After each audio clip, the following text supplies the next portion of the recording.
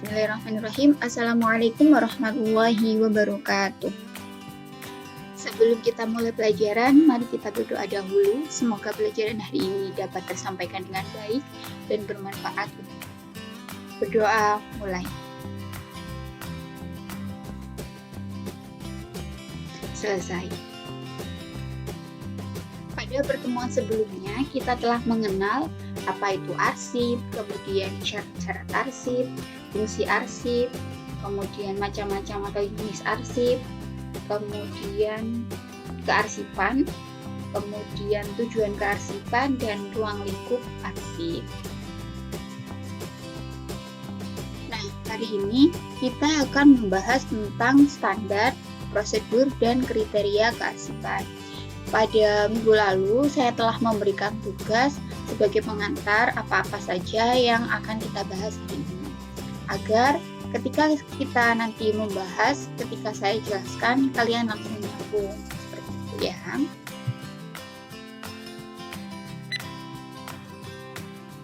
Masih ingatkah kamu apa saja ruang lingkup kearsipan itu?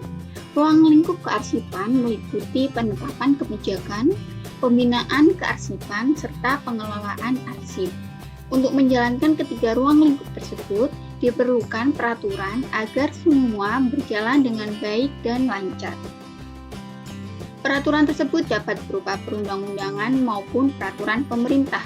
Undang-undang kearsipan merupakan landasan hukum bagi penyelenggaraan kearsipan, terutama instansi-instansi pemerintah. Undang-undang kearsipan merupakan norma kearsipan yang diselenggarakan suatu instansi. Selain norma kearsipan, penyelenggaraan kearsipan perlu berpedoman pada standar, prosedur, dan kriteria kearsipan. Penyusunan norma standar, prosedur, dan kriteria kearsipan bertujuan agar penyelenggaraan kearsipan dapat berjalan dengan baik. Karena sering terjadi berbagai masalah yang menyebabkan penyelenggaraan kearsipan tidak berjalan sebagaimana mestinya. Pada pembelajaran hari ini, kita akan mempelajari norma, standar, prosedur, dan kriteria kearsipan. Agar kita dapat menyusun norma, standar, prosedur, dan kriteria kearsipan, maka perhatikan materi hari ini dengan baik. Ini adalah bagian materi yang akan kita pelajari hari ini. Mulai dari undang-undang kearsipan, kemudian masalah kearsipan. Dari situ kita mencari tahu cara pemecahan masalah kearsipan dan syarat menjadi pegawai kearsipan. Kemudian kita akan membahas tentang norma, standar, prosedur, dan kriteria kearsipan. Mulai dari pengertian, pentingnya, dan manfaat. Langsung saja kita bahas yang pertama, yaitu tentang Undang-Undang Kearsipan. Undang-Undang Kearsipan yang pertama kali muncul adalah Undang-Undang Nomor 7 Tahun 1971 tentang ketentuan-ketentuan pokok kearsipan. Seiring berjalannya waktu, undang-undang tersebut sudah tidak sesuai lagi, maka digantilah dengan Undang-Undang Nomor 43 Tahun 2009 tentang kearsipan. Undang-Undang Nomor 7 Tahun 1971 dan Undang-Undang Nomor 43 Tahun 2009 memiliki beberapa perbedaan. Nah, perbedaan itu akan dijelaskan di slide selanjutnya. Tentang masalah-masalah pokok kearsipan.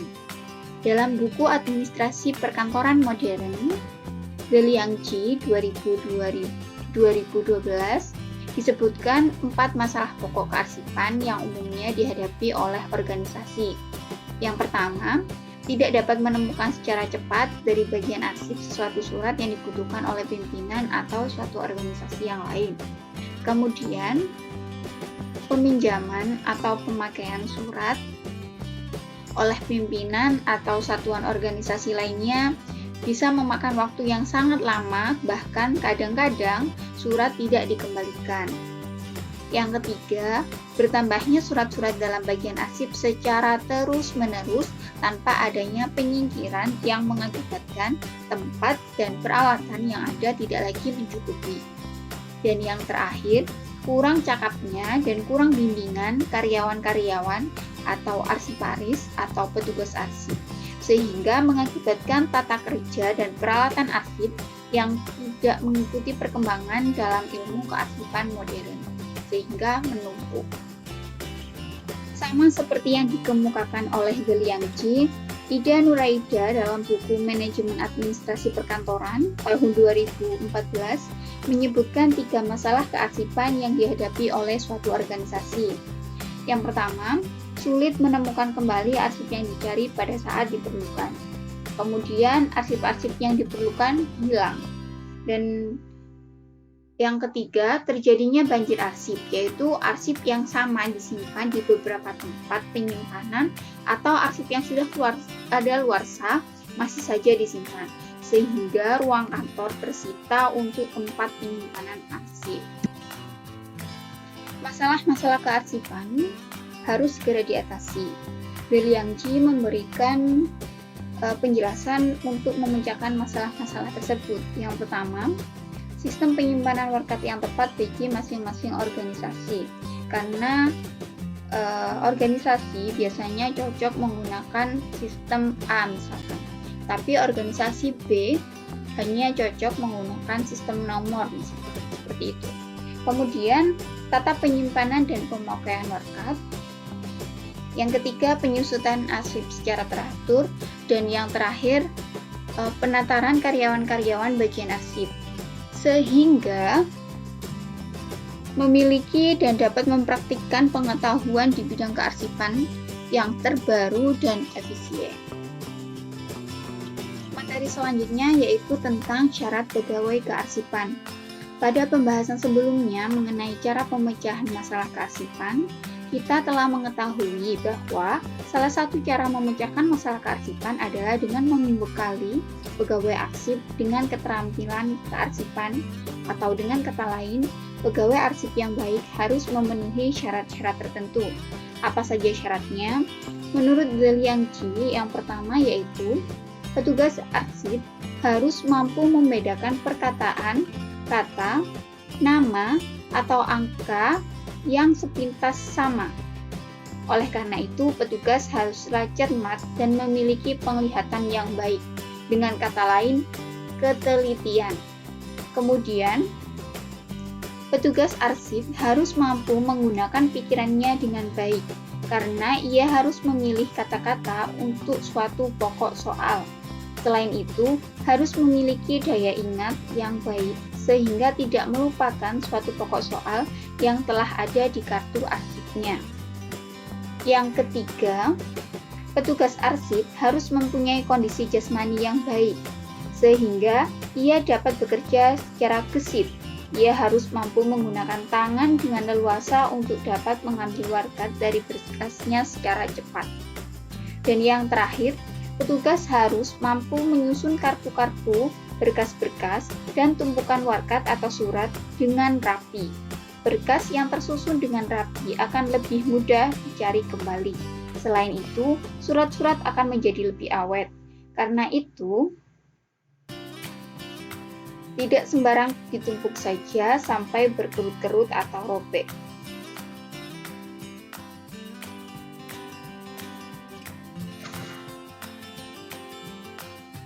Sementara itu, menurut Tito dan Peterson dalam bukunya yang berjudul Modern Office Management, ada 6 syarat bagi pegawai arsip, yaitu lulusan sekolah menengah dan mempunyai kecerdasan rata-rata yang normal, memahami alfabet dengan baik dan mempunyai penglihatan yang cepat untuk membedakan perbedaan-perbedaan yang kecil dari nama-nama, angka-angka yang tercantum pada warkat. Kemudian memiliki sifat kecermatan, memiliki pikiran yang cenderung mengarah pada perincian-perincian yang kecil, memiliki sifat sebagai karyawan yang cepat dan rapi, dan yang terakhir, memiliki pertimbangan yang baik. Penyelenggaraan kearsipan dapat berjalan dengan baik apabila terlebih dahulu disusun norma, standar, prosedur, dan kriteria kearsipan. Apa itu? Norma adalah aturan atau ketentuan yang dipakai sebagai tatanan untuk penyelenggaraan kegiatan di suatu organisasi. Untuk kearsipan, Contoh norma kearsipan adalah Undang-Undang Nomor 43 Tahun 2009 tentang Kearsipan. Kemudian ada Peraturan Pemerintah Nomor 28 Garing 2012 tentang pelaksanaan Undang-Undang Nomor 43 Tahun 2009 tentang Kearsipan, serta Perka Andi Nomor 24 Garing 2011 tentang pedoman penyelenggaraan kearsipan di perguruan tinggi. Sedangkan standar merupakan acuan yang dipakai sebagai patokan dalam penyelenggaraan kegiatan tertentu di suatu instansi. Contoh standar kearsipan yaitu Kode Klasifikasi Surat dan Jadwal Retensi Arsip. Kemudian ada prosedur.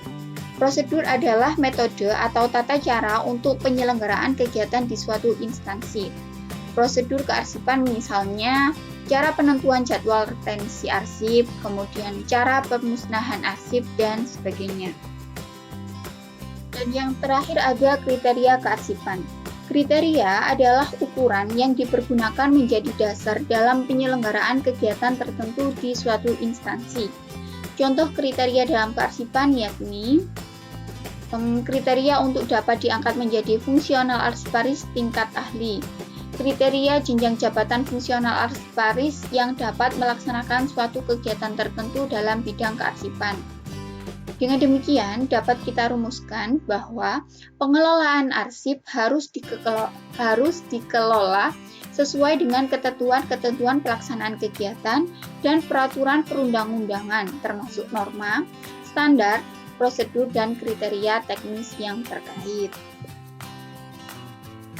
Penyelenggaraan kearsipan harus sesuai dengan norma, standar, prosedur, dan kriteria agar dapat mempertegas dan memperjelas urusan kearsipan pada suatu instansi, menghindari tumpang tindih penyelenggaraan dan pengelolaan urusan kearsipan, meminimalisasi konflik yang berkaitan dengan masalah kearsipan, memperjelas arah kebijakan kearsipan suatu instansi, dan menjadi pedoman dan acuan dalam penyelenggaraan kegiatan kearsipan. Manfaat norma, standar, prosedur, dan kriteria kearsipan adalah mempertegas dan memperjelas landasan hukum, menjadi pedoman dan acuan petunjuk pelaksanaan kearsipan, memperjelas mekanisme, tata cara, persyaratan, kriteria, dan pengelolaan urusan kearsipan, mempermudah perencanaan program dan kegiatan kearsipan, memperjelas kewenangan unit kearsipan, memperjelas pelaksanaan kegiatan, pelaporan, pendanaan, dan pembinaan serta pengawasan kegiatan kearsipan. Selain itu juga memperjelas manajemen kearsipan suatu instansi. Agar memudahkan untuk memahami norma, standar, prosedur, dan kriteria kearsipan, silahkan dibuka link tentang pemberkasan arsip di lingkungan Direktorat Jenderal Pendidikan Anak Usia Dini, Non-Formal dan Informal. Di situ ada norma, kemudian standar layanan, prosedur layanan, dan ada kriteria. Silahkan dibuka. Nah, selanjutnya ada materi pengayaan yang akan kita bahas di pertemuan selanjutnya. Materi hari ini cukup sampai di sini. Silahkan belajar dengan baik, didengarkan dengan baik. Apabila ada salah kata, mohon maaf. Semoga bermanfaat. Saya akhiri. Wassalamualaikum warahmatullahi wabarakatuh.